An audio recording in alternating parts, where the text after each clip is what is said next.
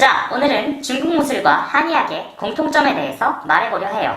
웬 뜬금없는 조합이냐 하실 수 있는데 생각보다 공통점이 많은 것 같아서 한번 얘기를 해보려 합니다. 저는 어렸을 때 중국 무협영화 매니아였어요. 특히 황비용 시리즈는 정말 몇 번씩 돌려보곤 했어요. 철개투어곡이나 황비용2 같은 걸 본 초등학교 때 저는 정말 중국 무술을 배우면 불산 무영각도 할 수 있고 취권으로 불량배들도 때려잡을 수 있고 그럴 줄 알았어요. 그래서 실제로 좀 배우기도 했고요. 부질은 없었지만 요새 종합격투기 선수 및 해설자들이 중국 무술의 실전성에 대해서 극기를 하고 있죠. 실전에서는 하등의 쓸모가 없는 무술이라면서 말이에요. 당연히 빡친 중국 무술의 고수들은 맞다이도 여러 번 했지만 보통 10초 내지 20초 컷으로 끝나버렸죠. 승부가 난 다음 종합격투기를 하는 사람들은 이런 식으로 얘기를 해요. 중국 무술 하시는 분들은 이렇게 얘기를 합니다. 저는 영상을 풀로 다 봤어요. 처음부터 끝까지 그냥 쥐어 터집니다.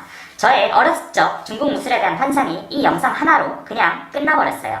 너무 단 하나의 케이스로 일반화하는 거 아니냐 하시는 분들이 있을 수도 있는데 UFC 해설자 조 로건이라는 사람이 중국 무술이 약한 이유에 대해서 아주 자세히 설명한 동영상이 있어요. 풀 영상을 보실 분들은 찾아서 보시고요. 그가 한 얘기 중에 인상 깊었던 이야기 몇 가지만 해드리자면 실제 격투에서 방랑권이나 학권, 취권 같은 건 별 의미가 없다. 물론 할 수는 있겠지만 최선의 방법이 아니다. 가장 효과적인 주먹 공격은 잽이나 원투다. 물론 중국 무술이 아무런 의미가 없는 건 아니다. 안 하는 것보다 낫기는 하다. 하지만 무술의 정의 자체가 상대방을 가장 효과적으로 제압하고 공격하는 방법을 연구하는 것이니만큼 중국 무술은 이런 무술의 본질적 가치에서는 거리가 멀다. 자, 저는 이분이 한 이 얘기가 한의학에도 그대로 적용된다고 생각해요. 의학의 근본적인 목적은 사람을 살리는 거죠. 실제 진료에서 진맥이나 설진 같은 건 별 의미가 없어요. 물론 할 수는 있겠지만 최선의 방법이 아닙니다. 가장 효과적인 진단법 및 치료법은 현대의학이 이미 하고 있는 방법들이죠. 물론 한의학적 치료가 안 하는 것보다는 효과가 있기는 하겠죠. 솔직히 이건 좀 의문입니다. 어찌되었건 한의학은 사람을 살리는 의학의 근본적 목적에서 실전성이 심각하게 결여되어 있는 학문이에요. 물론 의사랑 한의사가 저 위의 영상처럼 링에서 맞다이를 뛸 수는 없겠지만 의료계의 UFC 링이라고 할 수 있는 응급실에서 한의사는 아예 있지도 않고 만약 있다 하더라도 할 수 있는 일이 없어요. 학문의 이름에 그래도 의학이라는 이름이 들어가는데 당장 죽는 환자 앞에서 할 수 있는 것들이 거의 없습니다. 만약에 죽어가는 환자 앞에서 유용한 한의학적 치료가 있다면 한의사들은 응급실에 배치되어야 마땅하겠죠. 그렇지 않으니까 그들도 응급실에는 얼씬도 안 하는 겁니다. UFC 링에는 얼씬도 안 하는 중국 무술처럼요.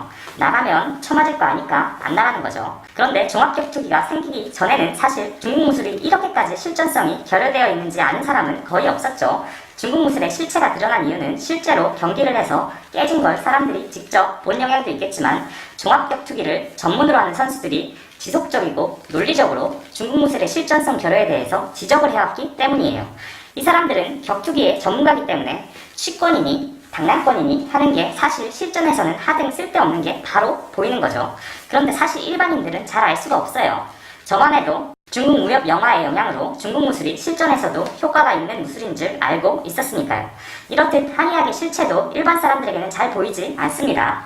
저만 해도 믿기지 않으시겠지만 의대 들어오기 전까지 한의학에 대한 동경이 있었어요. 뭔가 신비롭고 불치병도 나을 것 같고 진맥으로 몸 상태를 파악하는 것도 굉장히 경이롭고 막 그랬어요. 그런데 의사가 되고 인턴 레지던트를 하고 전문의를 따면서 저도 어느 정도 의학이라는 것에 전문가가 되어갈수록 한의학이라는 학문이 정말 저 UFC 해설위원이 말하는 중국 무술같이 터무니없는 부분이 많다는 걸 자연스럽게 알게 되었어요.